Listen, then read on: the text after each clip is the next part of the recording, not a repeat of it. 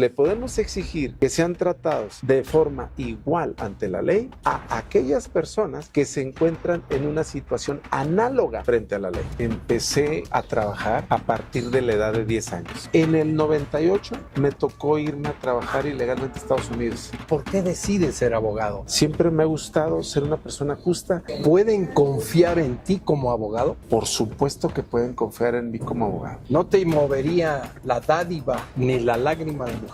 No hay nada que me pueda mover. De hecho, me considero una persona incorruptible, una persona que no se dejaría corromper jamás por una dádiva ni por algún otro ofrecimiento. La igualdad ante la ley, que incluso fue producto de un libro. En el 2014 declaré inconvencional esa parte del artículo 130 que exigía mayores requisitos a la concubina que a la cónyuge. ¿Por qué le vas a exigir que pruebe algo que no le corresponde probar? Entonces, de ahí la importancia de la igualdad de la ley. Bienvenidos a Conversaciones con el Pastor. Y como siempre, estamos buscando al ser humano, al que le aporta algo a México. Y hoy tengo la fortuna de que está con nosotros Johnny Morales Martínez. Y yo les pido que vean con mucho detenimiento todo nuestro programa, porque van a aprender derecho seguramente. Vamos a ir platicando con él y vamos a ir conociendo la esencia del hombre y lo que ha hecho por el bien de México. Johnny, bienvenido. A tus órdenes, Paco. Muchas gracias por la invitación. Al contrario, mira, hay una primera pregunta que quiero hacerte. Tú vienes de la cultura del esfuerzo. Casi todos los hombres y mujeres de este país venimos de la friega, salvo algunos juniors, los demás nos tenemos que fregar. Pero en particular, tu vida me llama mucho la atención porque empezaste por...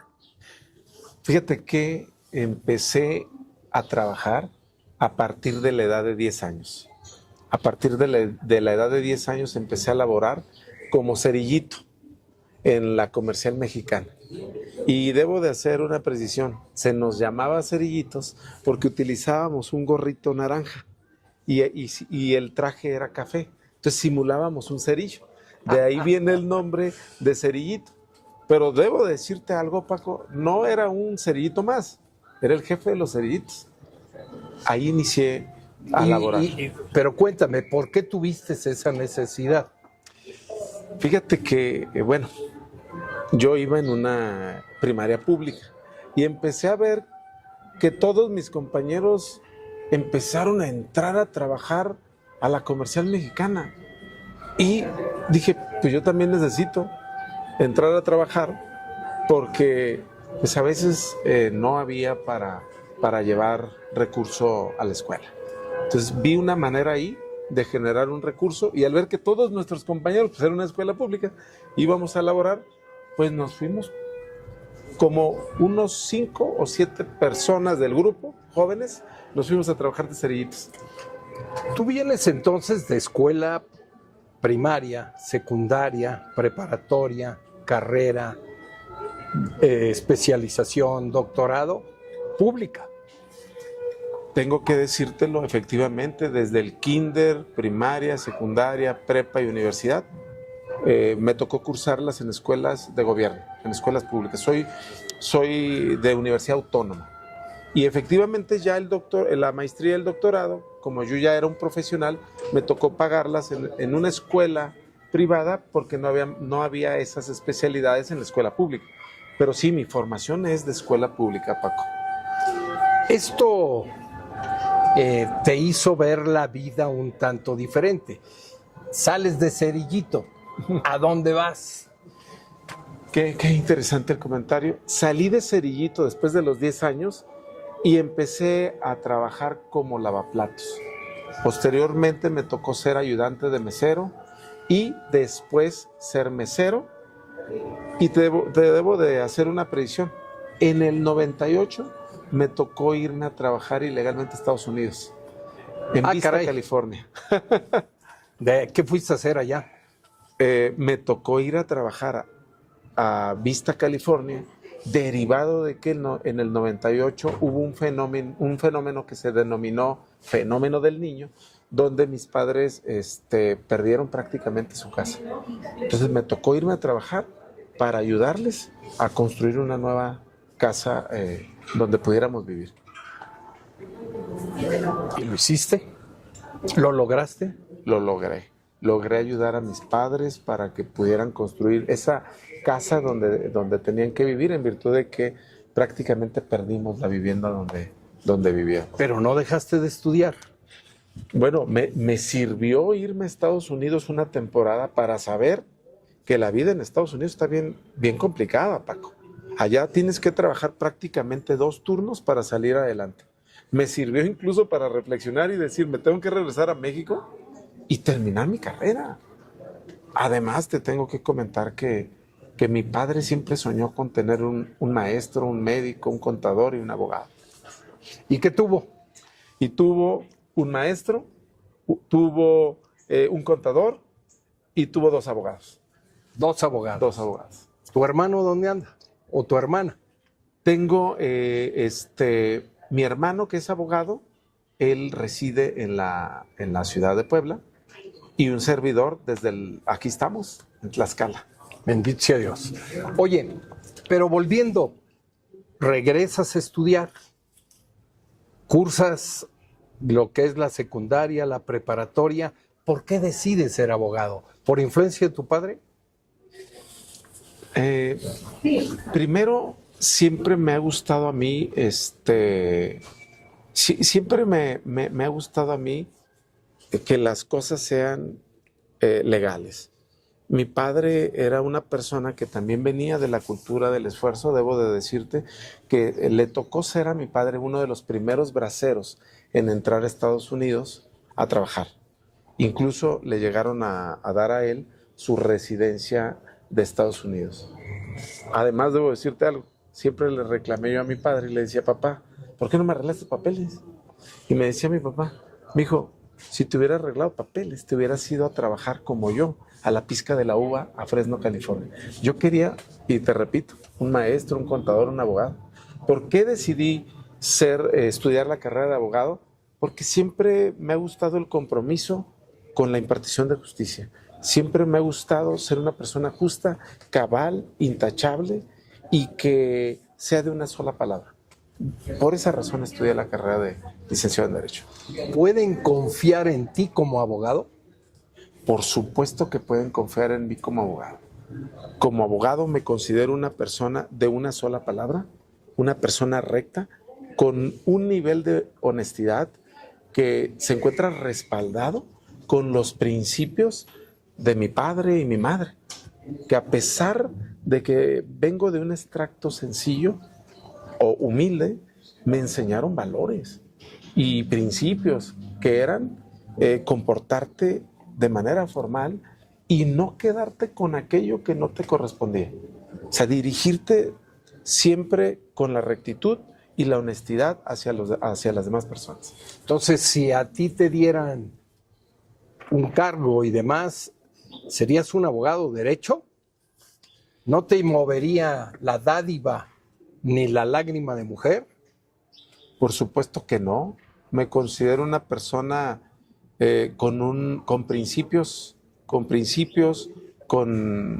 un nivel de moral alto, y por supuesto que no me movería como impartidor de justicia o como abogado, no inclinaría la balanza ese tipo de cosas, ni dádivas, ni cuestiones relacionadas con alguna situación que pudiera considerarse algo que me pudiera mover.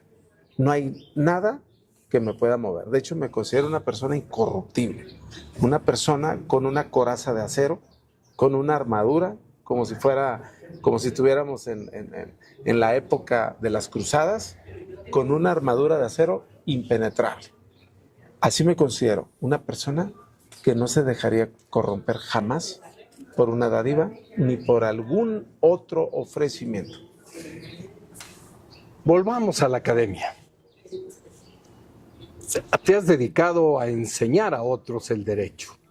en la propia universidad. Pero en particular a mí me llama la atención, tienes 2 doctorados. Y uno de ellos te llevó a plantear el derecho de la igualdad ante la ley, que incluso fue producto de un libro totalmente. Así es, así es. Cuéntame sobre este tema, porque este tema de la igualdad ante la ley es de suma importancia para México. Qué interesante que traigas este tema. Efectivamente, esta obra derivó de una tesis doctoral que me tocó realizar, denominada El derecho de igualdad ante la ley. Fíjate qué interesante. Para mí es de suma importancia que la ciudadanía, las personas, puedan mantenerse en un plano de igualdad frente a una norma jurídica, ya sea estatal, constitucional o internacional.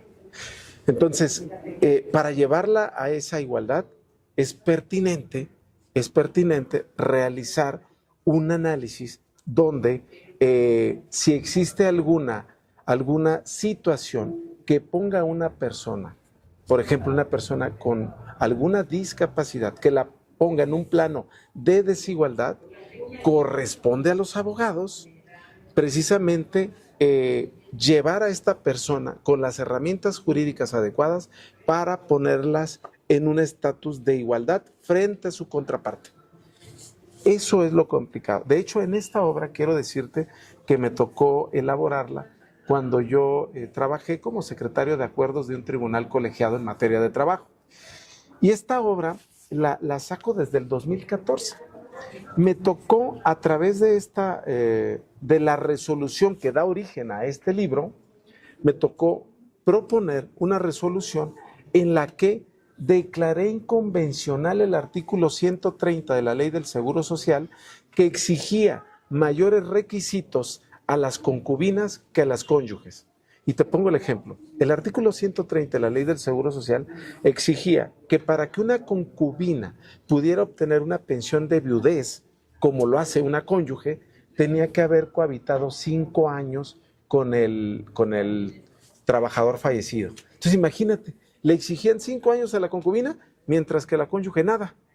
Entonces, yo analizo este artículo y establezco que en virtud de que el legislador realizó una distinción sin razonar de manera objetiva por qué hacía esa diferencia, por ello me tocó declarar inconvencional esa parte del artículo 130 en el 2014. Incluso debo decírtelo, antes que la Corte declarara inconvencional esa parte del artículo 130, que a la postre lo hizo. Pero a mí me tocó presentar este primer proyecto en el año 2014. ¿Ya está modificado? ¿Qué crees, Paco? Sigue diciendo lo mismo la Ley del Seguro Social, el artículo 130. Ahí hay una oportunidad para los legisladores de hacer modificaciones de fondo. Ojalá alguno que nos vea tome la decisión. Así es. Que se acerque contigo porque puedes asesorarlo en la presentación de la tesis.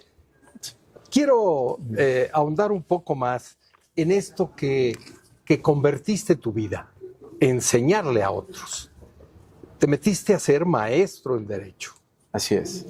¿En dónde estuviste como maestro en Derecho? Fíjate que me tocó estudiar la maestría en Derecho, esa ya me tocó estudiar en la universidad privada, en la Universidad Iberoamericana, pero es algo que me ha gustado a mí. Creo yo que como abogados, como operadores jurídicos, conocedores del derecho, si todo aquello que te han transmitido a ti de conocimiento, no nada más estás obligado a compartirlo, sino darlo a conocer a los estudiantes y a aquellos jóvenes que quieren aprender algo de aquellas personas que tenemos ya alguna experiencia. Entonces me ha tocado dar clases en varias universidades, me ha tocado dar clases en universidades privadas, me ha tocado dar charlas casi en todas las universidades del estado de Tlaxcala. Me ha tocado llevarles una cátedra, una charla, como yo lo digo, y algo de conocimiento, contribuir con un granito de arena en el conocimiento de los estudiantes. Yo quiero hacerte una serie de preguntas sobre el derecho, porque creo que nuestros los hombres y mujeres que nos vean les puede ser interesante. ¿Qué es y cómo lo explicas con peras y manzanas la Suprema Corte de Justicia de la Nación? Bueno, excelente comentario. Como todos sabemos, la Suprema Corte de Justicia de la Nación es uno de los 3 poderes del Estado mexicano. ¿Cómo se conforma? Actualmente, en este momento, todavía está conformada con 11 ministros. Sí, las salas están integradas por 5 ministros cada una de las salas, y finalmente hay un ministro que es el que funge como presidente de la Suprema Corte de Justicia de la Nación. Ok, las salas, bueno, tenemos una sala que se encarga de algunas materias, ¿sí? Y tenemos otra sala que se encarga de otras materias, integradas, como bien te digo, por 5 ministros cada una y un presidente de la Suprema Corte de Justicia de la Nación. A su vez, hay asuntos que conocen las salas, por ejemplo, la sala en materia de trabajo, la sala en materia penal, la sala en materia administrativa. O sea, hay asuntos que conoce, que son exclusivos de cada sala. Y ya a la Corte le toca conocer de aquellos asuntos en pleno que son de conocimiento general. Por ejemplo, la materia común, que es el amparo, o la materia constitucional, esa ya propiamente le toca conocer a la Suprema Corte, pero integrada en pleno, con los 11 ministros. ¿Qué hace la Suprema Corte? La Suprema Corte resuelve contradicciones de tesis, resuelven controversias constitucionales, resuelven acciones de inconstitucionalidad y resuelven amparos. Y respecto de estos temas genera jurisprudencia, y esta jurisprudencia se baja en cascada, que viene a ser obligatoria. La del pleno para las salas, la de las salas para los plenos regionales, la de los plenos regionales para los tribunales colegiados de circuito, y a su vez la de los tribunales colegiados de circuito para los juzgados de distrito de cada estado. ¿Qué es un juez de distrito? ¿Qué es un juez de distrito? Esta es una pregunta muy interesante. Un juez de distrito debe ser una persona con un bagaje de conocimientos obtenido con base en la experiencia y con el conocimiento necesario en todas las ramas del derecho, según corresponda el caso. Por decirte así, en la materia del trabajo, el juez de distrito... ¿Tú eres experto en materia de trabajo? Yo soy experto en materia de trabajo, y para mí un experto en materia de trabajo debe de conocer, además de la Ley Federal del Trabajo, todos los derechos humanos que existen, jurisprudencia de derechos humanos, la jurisprudencia emitida por la Corte Interamericana, además de los tratados internacionales celebrados por el Estado mexicano, ratificados por el Senado, y todos aquellos convenios internacionales celebrados ante la OIT. Todo eso lo tiene que conocer un experto en materia de trabajo, con la finalidad de tener el conocimiento necesario para resolver los casos que día a día se nos presentan. Por ejemplo, un juez de trabajo conoce el apartado A, 123 apartado A, que tiene que ver con todos los despidos y conflictos derivados de las relaciones laborales con las empresas o entidades competencia del juez federal, o bien asuntos de seguridad social, que son todos aquellos asuntos relacionados con pensiones de viudez, de invalidez, de riesgo de trabajo, pensiones de maternidad, paternidad. Toda esa es la competencia del juez de trabajo. Entonces, ¿qué es un juez de trabajo?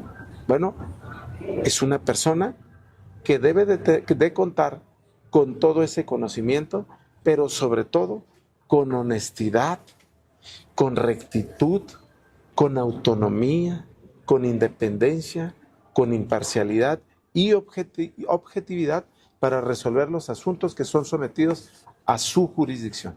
A mí una de las cosas que más me gustó de la Constitución política fue el 123. Me parece a mí que fue un avance de 1917 enorme en la vida institucional de México.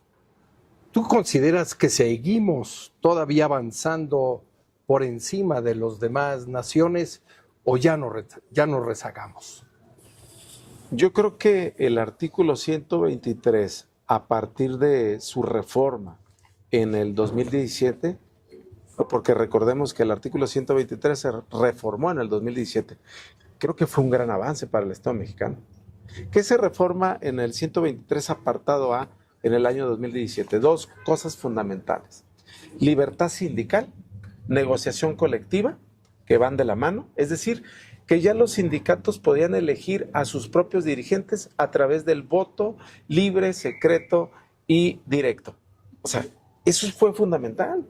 Y rendir cuentas. Y rendir cuentas, que exactamente. Eso todavía no lo vemos, pero bueno.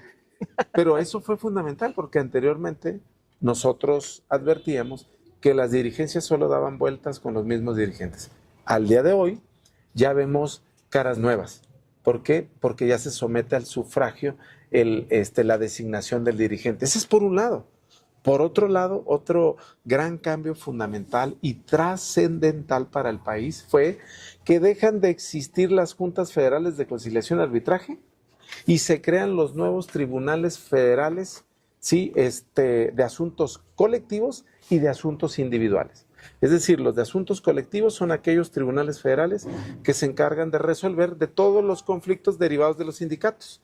Y los de asuntos individuales son aquellos que conocen ahora de los asuntos que se derivan de los despidos de las empresas de competencia federal o de trabajadores del Infonavit o del IMSS, y que además se encargan de resolver los asuntos de seguridad social relacionados con las pensiones que te comentaba: pensión de invalidez, de riesgo de trabajo, pensión de paternidad, maternidad, cesantía, edad avanzada y vejez, por ejemplo.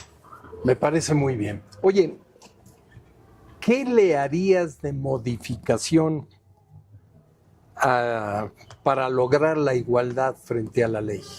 ¿Qué falta para modificar ahí? Porque me quedó pendiente en el momento que hablamos de que no se ha modificado, que sigue apareciendo en el 130 de la ley del IMSS. Sí.